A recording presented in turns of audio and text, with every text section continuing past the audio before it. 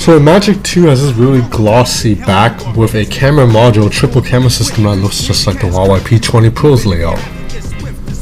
So right here you have some instructions and papers. A USB-C cable. This is a dongle because there is no headphone jack.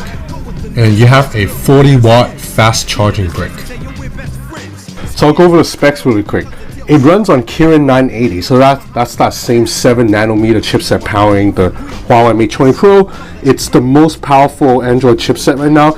It's better than the Qualcomm Snapdragon 845. So you have a 6.4-inch OLED display that gets plenty bright with very little color shifting, almost no color shifting to be honest. And there's an in-display fingerprint reader. So the Magic 2 has either 6 or 8 gigs of RAM, with either 128 or 256 gigs of internal storage, depending on which configuration you buy. But you guys are not that interested in that. You guys are mostly interested in this, the slider.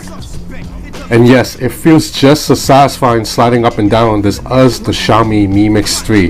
There's a really nice tactile and audible click every time you slide the device open. And it's really amazing that Huawei managed to pack an in-display fingerprint reader into an OLED panel that's relatively thin. Although I believe this is thicker than the display panel on the Xiaomi Mi Mix 3. Unfortunately, I don't have the Mi Mix 3 on me right now, so I can't do a side-by-side comparison because the devices that Xiaomi let us test, that was a pre-production unit that they had to take back. So no YouTuber out there has the actual Mi Mix 3 yet. And there's a 3400 mAh battery inside this.